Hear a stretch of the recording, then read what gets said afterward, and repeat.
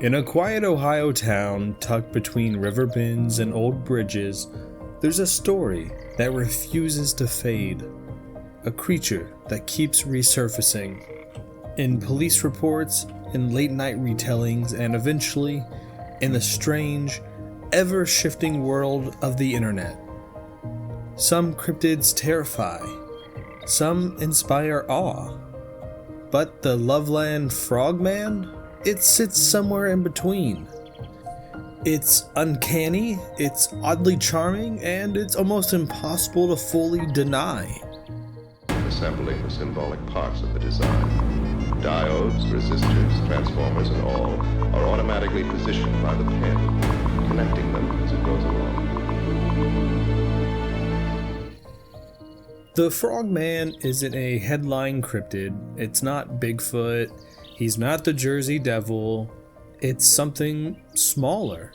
A local legend that somehow found a second life online.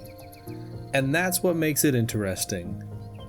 Because in digital landscape that's overflowing with spectacle, the Frogman stands out precisely because it's not loud, it's a quiet myth, a roadside whisper, a piece of digital folklore that survived not through fear, but through sheer fascination.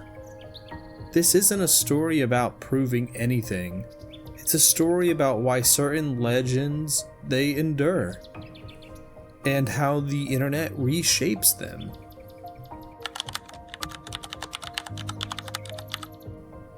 The first known encounter dates all the way back to 1955.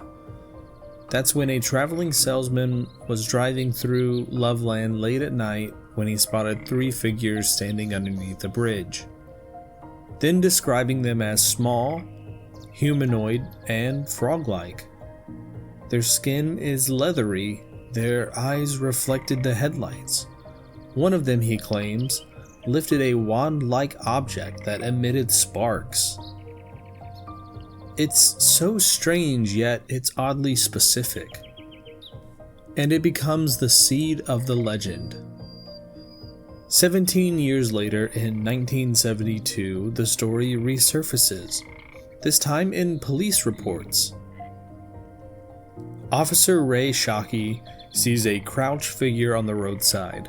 When his headlights hit it, the creature stands on its back 2 legs and leaps over the guardrail into the darkness.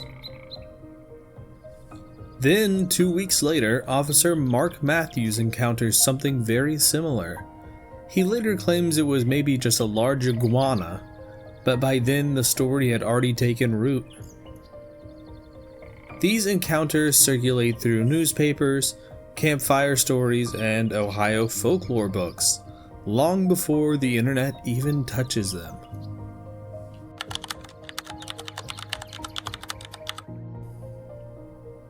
Every enduring myth has its core ingredients, the details that stay consistent even as the story evolves. And for the Frogman, this is that.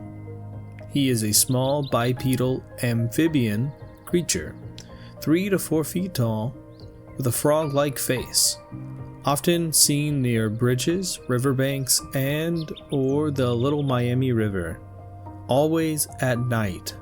Always in liminal spaces, the edges of towns, the edges of headlights, and the edges of belief.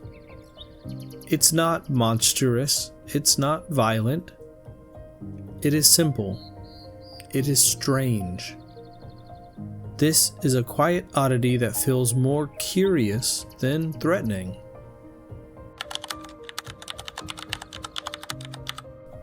So why did this particular legend stick? Part of it is regional identity. The Midwest doesn't have many blockbuster cryptids. The Frogman becomes a kind of local mascot, a symbol of small town weirdness. Kind of think about like Mothman. And part of it is its overall tone. The Frogman, he isn't terrifying. It's whimsical. It fits perfectly into the internet's love for the absurd, the cozy, and the overall gentle uncanniness of it all. And part of it is timing. As the internet grew, people gravitated towards stories that felt personal. Things that aren't corporate, things that aren't polished, but are kind of human. The Frogman, with its humble origins and oddly specific details, felt like a story worth keeping alive.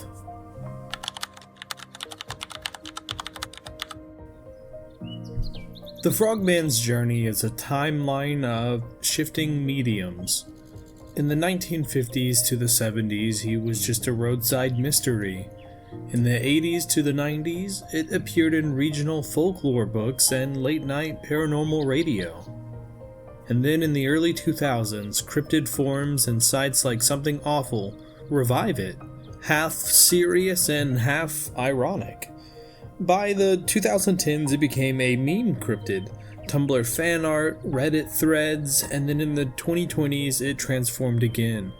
Now a part of the cute cryptid aesthetic appearing in TikTok edits, cozy horror spaces, and even indie games. The story doesn't stay the same, but the creature does. Today, the Frogman exists in multiple forms at once. In Loveland, it's a tourist icon printed on shirts, stickers, and local event posters. Online, it's a symbol of gentle weirdness, a cryptid you'd probably trust to water your plants. Artists reinterpret it as a friendly forest spirit. YouTubers explore it as a piece of Americana. TikTokers create it into a cozy, moss-covered companion. It is no longer just a creature someone claimed to see. It's a character, shaped by thousands of people who found something charming in its strangeness. The Loveland Frogman isn't famous because it's frightening. It's famous because people wanted to keep telling the story. And that's the heart of modern myth-making. In an internet culture obsessed with the next big thing, the Frogman reminds us that small stories matter too. That folklore doesn't need to be grand to be meaningful. That sometimes the legends that last are the ones that feel the most human. A creature under a bridge. A spark in the dark. A story that refuses to disappear. If you've made it this far, thank you. If you'd like to support the channel, leaving a like goes a long way, and subscribing helps these stories to keep coming. More internet oddities, more quiet mysteries, and more cinematic deep dives are on the way. Thank you guys. I'll see you next time.